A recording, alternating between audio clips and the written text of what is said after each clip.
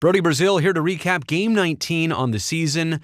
The Sharks just played the Kraken in Seattle 10 days ago and beat them solidly 6-1, but it's almost like with some wins and notoriety now under their belts, opponents are giving San Jose their better efforts, and the Sharks aren't letting up either. It's been a little more than 3 weeks since that road trip out east where Team Teal really found themselves, and honestly, even in a 4-1 defeat like this game, the effort has been there by San Jose almost every single night since.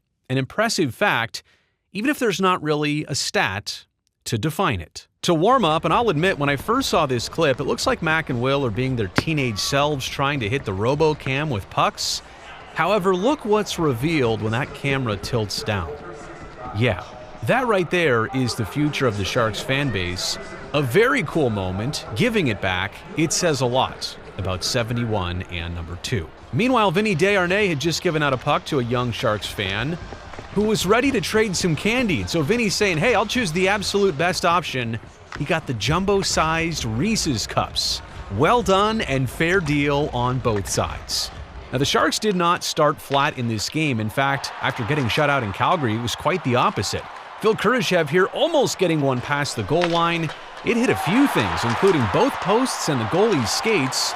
The Kraken were able to clear that puck and avoid the threat. And then on the other end, Alex Nedeljkovic also looking sharp, stopping that Alexiak clapper from the left faceoff dot. Then later it's Seattle on the rush in a 2-on-1 where Stevenson got denied.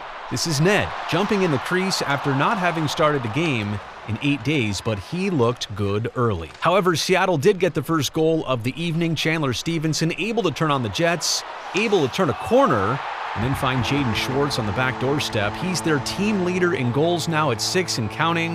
And let's not forget, these Kraken put up a 5 spot against Winnipeg in their last game. However, late first period, Macklin Celebrini draws a penalty. He's drawn the most in the league so far this season. That helps the Sharks score on the power play. It was Eklund with the cross-slot pass to Macklin. Great feed, but also great body position to Alex Wennberg. Wenny's 5th goal on the season, and of course, always nice to score against your former team and tie the game with less than 20 seconds left before recess. Tell us how that worked on your goal and how it ended up in Macklin's hands. You presented your stick, made yourself big, were able to redirect that into the empty net. Yeah, I mean, it's a hell of a play by Mac, but I think it starts, just holding on to pucks, waiting for opportunity, and then Eki just makes a great play coming down, faking a shot, and going over to Mac. And after that, he just makes it easy for me. It's just happened. And so prepare your stomach here, because the second period was just an absolute gut punch. Not that the Sharks were bad, just a really rough sequence of events that led to a 2-goal deficit. We're midway through the second period. Will Smith here creating a takeaway. He's got the one-on-none facing Philip Grubauer. Now the puck does go in the back of the net, and the net does come off its moorings. There's a lot of chaos out front, so we'll show you all the different angles we have here. It's initially ruled no goal on the ice, but the officials do a review with Toronto, and they determined it's no goal because of a distinct kicking motion. Smith's left skate, yes, is last to touch the puck, but a distinct kicking motion is the call, and it's no goal. And you kind of already know what happens next, right? Puck out to Adam Larsson on the right point. Tons of traffic, so why not throw it through and see what happens? It's 2-1 Kraken at the 16:05 mark. And then 38 seconds later, Stevenson on the rush. With Tolvanen, he's in a giving mood. Eeli Tolvanen buries his 3rd on the season, and yeah, the game is now a lot less close on the scoreboard, 3-1. So you take that Kurashev chance I showed you earlier and then add that to the Smith no goal, and to have to be down by 2 at the same time, frustrating, and so close. The Sharks found themselves with 3 power play chances in the final period, but just couldn't bury one, and instead, Schwartz got his 2nd goal of the contest late on an empty netter. Yeah, again, we did a lot of good things tonight. We had some good chances, good looks. We make a couple mistakes there in the second period, and they end up in the back of our net. And it was a better effort. We had some good looks, didn't go in. Something we can build off. We're competitive people. I think this is going to hurt, and it will hurt, and that's good. And we need to get better from it. There's areas we've got to clean up. Be a little bit more consistent in some areas. but there's a better performance than Calgary, that's for sure.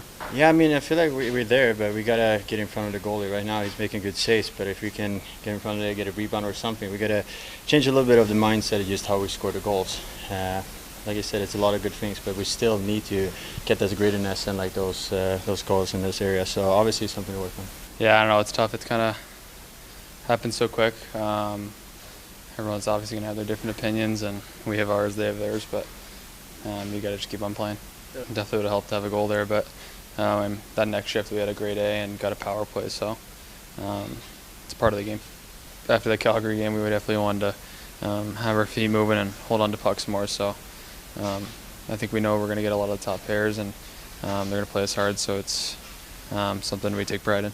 Yeah, I think Ned played good, and for the most of the time I think we played pretty good in front of him too, but we gave up 2-on-1s and 4-on-2s, and obviously throughout the entire ice as well, so that's stuff we got to clean up for sure. I mean, I think game is 1-1, and we're feeling pretty good about our game, coming back in the game, scoring on the power play, and then 2 shifts in a row, boom boom, 2-1, 3-1, and those are the stuff that you're going to manage throughout a game.